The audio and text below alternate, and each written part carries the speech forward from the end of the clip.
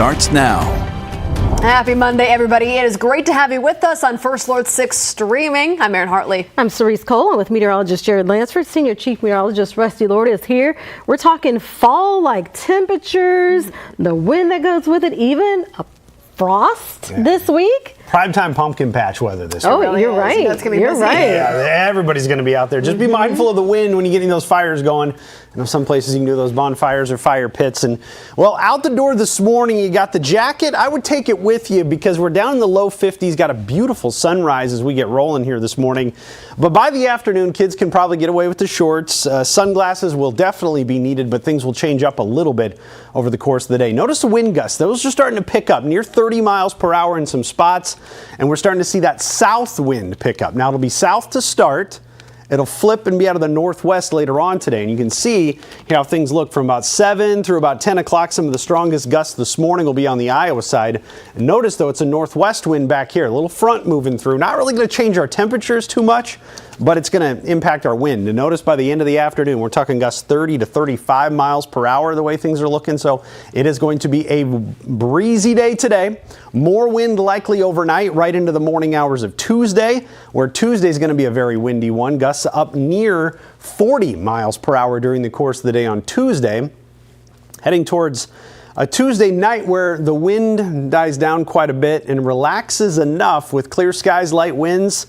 Temperatures are going to be able to fall. We have not had a frost yet this season, and it looks like our first one is on the way Wednesday, down near 35 by Wednesday morning.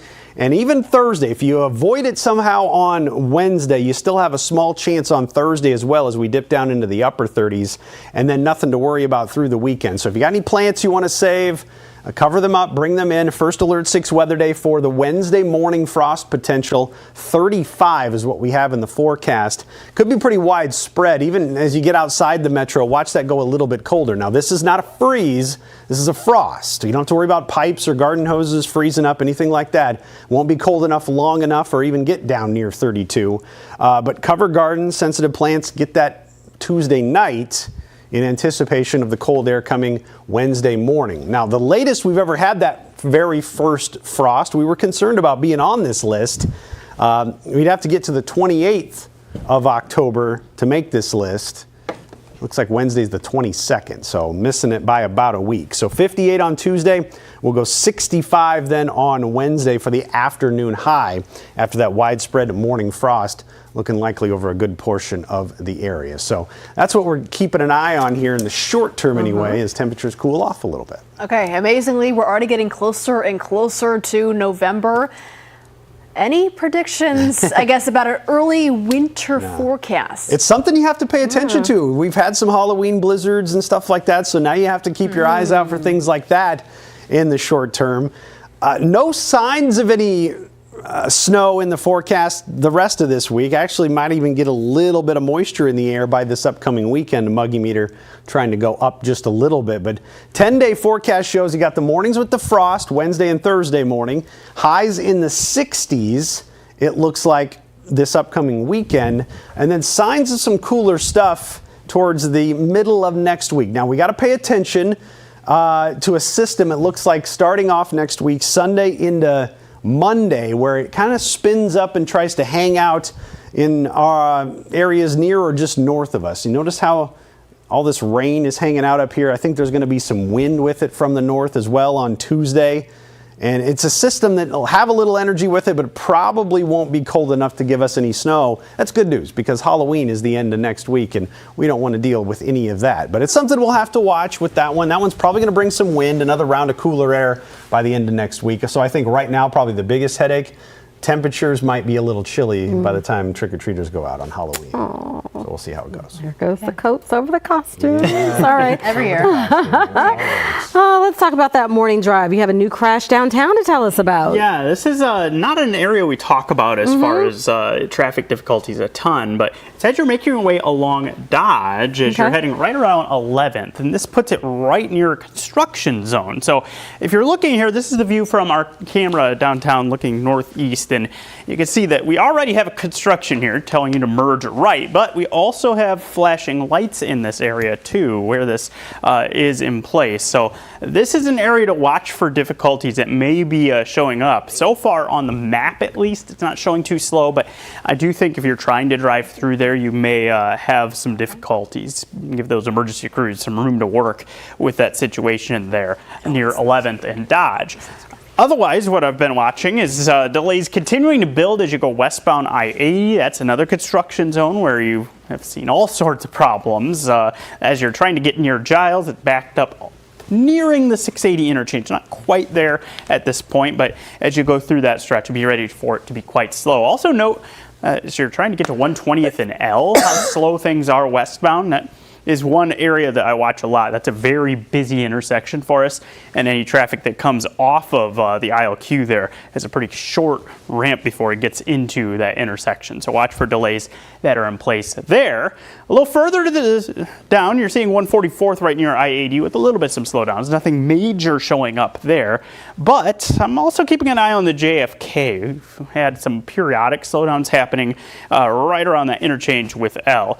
Also, note 480 southbound as you get around Dodge with some delay. So we're starting to get some spots that are showing some problems. We haven't had a lot of reports of any particular issues that have popped up in these spots, but they're worth watching because things had been very quiet. Now that we're starting to pick up the traffic, we're also starting to pick up the areas that have some issues. So something to keep in mind as you head out the door for your Monday morning drive. Of course, we'll be first alerting you with any more details we find out. All right, Jared, thank you. Happening today, we're expecting an update from court on the teen charge in a brutal sexual crime at Memorial Park 2 years ago. Back in July, we learned the teen had completed inpatient treatment in Utah and was ready to go back to school in Omaha. The update is set to address how school is going. A hearing in juvenile court is set for 10:30 this morning. We'll be sure to update you on any new information as soon as we know more. Well, 2 women are in the hospital after a shooting near Omaha's Little Italy neighborhood. It happened southeast of the Old Market between 6th and 8th Streets. The call came in around 3 a.m. yesterday. Omaha police say 2 19-year-old women were shot. Their injuries are not considered to be life-threatening, and at this point, it's unclear what led up to the shooting at the house party. If you have any information that could help Omaha police, call Omaha Crime Stoppers. About an hour before that shooting, a call came from the hospital. Omaha police say a 19-year-old showed up at Bergen Mercy for help. He reportedly told officers he was shot by men at a party near 23rd and S. Officers did go to that area, and their investigation is now ongoing. The victim is expected to be okay. We'll first alert you to any new details as we get them. All right, now here at the safety desk with Maria Cade. Maria, you have some information on AI. Yeah, it continues to be a topic of conversation, and as AI continues to grow, so do the concerns surrounding safety, especially for young kids and teens too, many of who are online without those safeguards in place. So recently, California Governor Gavin Newsom, he signed SB 243, and that legislation will require chatbot operators to implement safeguards around those interactions with AI. So this came up after an unfortunate situation where a teenage boy actually took his own life, and that boy's mother believes that an AI chatbot was to blame for his death. It was character AI, and they wouldn't comment on the pending litigation, but they do say since then they have introduced some new features, including self-harm resources and features that are focused on the safety of minors. We need to protect our kids and our teens and our families from the excesses of this new technology. Character AI says that they're going to work with lawmakers as they develop legislation like this, and they'll also comply with those laws as well. And they also say that they're going to be working with some external experts to really focus on teenage online safety. Okay, that's promising to hear. Maria Cade, thank you. We're back after this.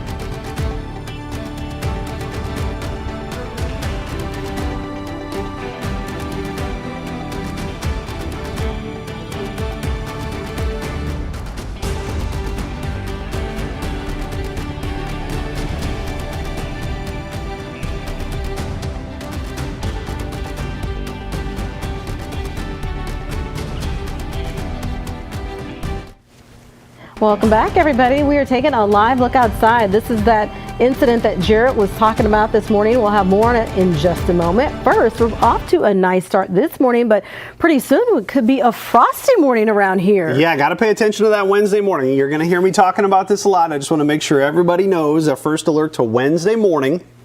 We haven't had a frost yet this season. We got down to 39 over the weekend. That's the coldest we've been. You got to get into the mid-30s to start to get some frost in the area. We have 35 in the forecast for Wednesday morning. So first alert to that, pretty widespread. There might be a couple spots in the metro that avoid it. Usually on the calm, clear mornings, elevation makes a difference. You get a little more frost in the valleys than you do up on top of a hill. If you get a little more breeze, it helps to keep that away as well. But cover gardens and sensitive plants just in case Tuesday night in advance of Wednesday morning. Here's the way temperatures look, and we should be in the 30s for several hours with clear skies by 7 o'clock. A lot of mid-30s showing up, even a few lower 30s, so I don't expect a freeze out of this one, but we'll rebound pretty nicely in the afternoon on Wednesday. Should surge back into the 60s and get a pretty good one on the way. Now, afternoon cold front today brings us some gusty winds, a few showers. There's the Wednesday first alert weather day. Another round of colder air trying to roll in next week. But look at the winds today. They start out of the south through about 10, 11 o'clock, and then they'll flip. They'll be out of the northwest, and they'll go 30 to 35 miles per hour out of the northwest. And that's when they're going to be a little pesky. Not damaging, but noteworthy. And the front is essentially back here to the northwest. It's starting to move through the area, and it'll be diving in. And when it does so, that's how our winds are going to change around a little bit. And it might bring a couple of showers with it. So it'll first be the clouds rolling in from the northwest. And then by lunch, could have a couple of showers near and north of the metro. So rain chances kind of increase with the approach of that front. By 2 o'clock, a lot of the showers are moving out. And then scattered clouds and temperatures in the 60s for the afternoon hours. By the evening, they'll start to back off. And you're still going to have some wind to deal with overnight as well. And heading into Tuesday, look at these wind gusts, 35 to 40 miles per hour on Tuesday, making for a blustery day there as well. Then there's the frost Wednesday morning, rebound to 65 by the afternoon. If you avoid frost Wednesday, you might want to cover things up just in case Thursday morning as well, as we'll dip down into the upper 30s there, and then likely avoid it heading into the weekend. 62 for the high by Friday afternoon, with a couple showers trying to sneak in from the south by the end of the week. All right, inching closer and closer to that month of November. Are we going to be dipping all of a sudden into those winter temperatures, though? That's the thing. We got frost in the forecast, but we don't have a freeze in the forecast. You don't have to worry about, I think, anything 32 or colder for a while. You get towards the end of the 10-day, temperature's starting to trend a little cooler. We'll see if maybe by the end of next week we can get there right around Halloween. We'll see if maybe we get a morning that cold. And this is probably the last of the list we'll keep an eye on, because the latest first freeze is pretty deep into November. So we'll see if we threaten this list. We're going to miss out on the top 6 latest first frost, and we'll see what we can do with the first freeze here as we march towards early November and get your Halloween costume picked out and have bags of candy sitting around. Okay. That sounds good. Yeah, that sounds great. All right, Jared, there's something going on at downtown, and it could impact that drive-in this morning. Yeah, unfortunately, we don't have a great view of exactly what's happening, so that's why I can't tell you exactly what the situation is. But I can tell you it's a problem for traffic, because it's right at the start of a construction zone where you're looking at a lane restriction, 11th and Dodge. So you're coming over the bridge on 480, you're taking the exit to Dodge, and once you get past that first stoplight, that's where you run into this issue. And you can kind of see the emergency lights that are flashing here from our camera, and this building's just in the way. We need that building moved temporarily so we can see what's happening. But you can see how these drivers are kind of checking up as they're making their way into this area. Use some caution as you head through that spot. Other places where we've got some delays, of course, I-80, you make your way toward the construction zone westbound on Giles. Things quite slow there. I've also been watching 144th. This is just south of Dodge. You remember last week we had a few mornings where we had some issues both directions with some delays. I do expect this will be the case once again between Dodge and Pacific, so watch for that. And then I want to first alert you to this that starts today. Anyone who drives in Blackstone, pay attention, because Farnham fully closing starting today between 38th and 37th. That's for westbound and for eastbound, both directions. constructions being impacted by that. That's scheduled for 4 weeks, so you won't be able to get through on farm. Dodge is a good alternate route if you're trying to make your way through this part of the metro, eastbound or westbound. Mostly moving along pretty well. I'm starting to see some eastbound I-80 delays as you're approaching the Giles construction zone, but many other spots are in pretty good shape here in the early going. So hopefully we can hold on to that here as we continue to pick up the traffic load. And if we do have any more issues, of course, we'll first alert you to that. All right, Jared, thank you. Well, happening tonight, Mayor John Ewing will be hosting the second of 4 town hall meetings. Ewing says he'll share his vision for Omaha and discuss some of the work he's done since taking office. Residents will also have a chance to ask the mayor and other city department heads questions. Tonight's town hall runs from 6 to 7:30. It's at the Learning Community Center of North Omaha. That's at the address there on your screen. We have a list of Ewing's upcoming town halls as well at firstalert6.com. All right, still ahead, get your fork and your knife ready to dig into this yummy dish. Plus a special surprise for one Iowa school staff member when we come back.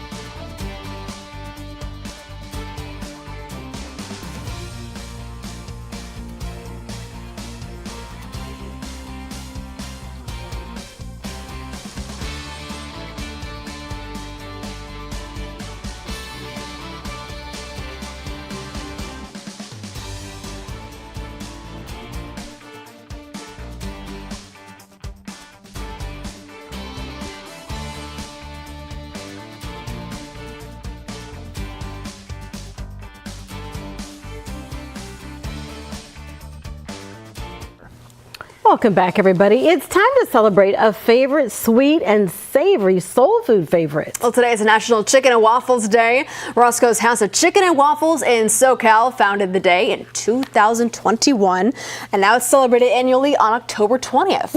What's not to love about this tasty combo? Chicken and waffles is hearty, it is satisfying, it is sweet. You're going to be really full after you have it. You can have it for breakfast or for dinner. The pairing has been around for about 150 years. The meal was a staple of both African Americans and the Pennsylvania Dutch. Do you guys do chicken and waffles much? Honestly, Yeah. I don't know if I've had Really? chicken and waffles. Yeah. Time. It's delicious. The syrup on the chicken, I didn't think that would work. But Yeah, it sure does. yeah, it does. Dirty Bird says a good one. Yeah, a pancake one. They do Okay. pancake. Oh, anyway, I digress. Before we get too hungry. We're All right. hungry. A custodian has worked at an Iowa elementary school for the past 68 years. He recently celebrated his 86th birthday. Yeah, students, staff, and others in the community wanted to make sure it was one to remember. Mike Good works at East Marshall Elementary School in Laurel. And last week, students sat in the playground near a decorated fence and staff dressed in shirts with a picture of him dressed as Elvis on front. Well, a tree dedication ceremony was the main event. Months ago, I asked you what one of your favorite trees was. Do you remember that? Yeah, I do, kind of vaguely. The birthday celebration also came with gifts like memorabilia and a card, and with a message from Mick's favorite baseball team even. Mick says a written message from students was near and dear to his heart. Oh, So I did the bet. quick math on this guy. He's worked there since he was 18 years old. Now, And he's his 86. whole Oh my life. gosh. His whole life he's given in that school. Oh my gosh. That's It puts it awesome. in perspective, right? You hear Yeah. 68, but he's just a kid when he's working there. That's so cool they did I that. can't Sarah. imagine the students he's interacted with, Yeah. the lives he's And touched. their parents, right? He said Generations. parents. Yeah. That's awesome. All right, everybody. Thanks so much for joining us here on First Alert 6. We're going to get ready for our update in today's show. You can watch it here on streaming or over the air. Have a great start to your Monday. Let's get some chicken and waffles. Yes, please.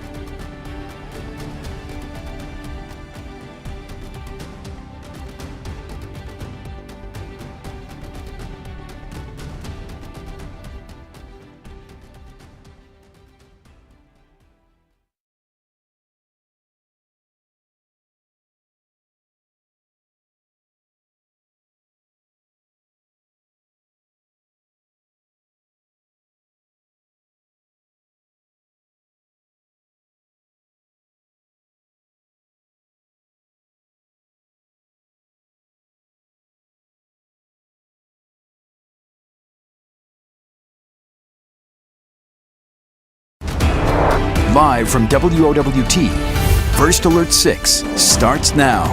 Good Monday morning, everybody. It is 7:26. I'm Cerise Cole. And I'm Erin Hartley. Let's get an update on traffic starting downtown with Jarrett Lansford.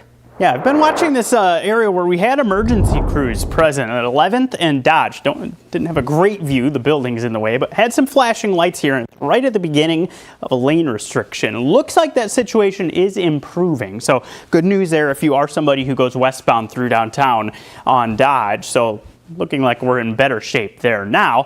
Elsewhere where we've had some delays, I-80, as you're trying to get near Giles, both directions as you make your way into that area, it's checking up. But most of the rest of the metro actually doing pretty well. We don't have too many big problems. A little slow on JFK approaching I-80, but nothing that you're not used to. Rusty.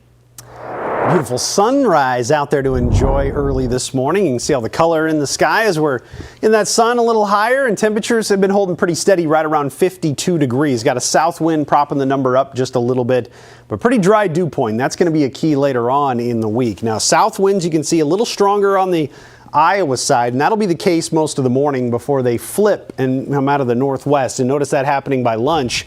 That's when they pick up. They'll gust 30 to 35 miles per hour into and through the afternoon, really not subsiding much until later on in the evening, but they still may be rather pesky overnight. So First Alert forecast shows 50s turn into 67 for the high. Small chance of a shower right in the middle of the day.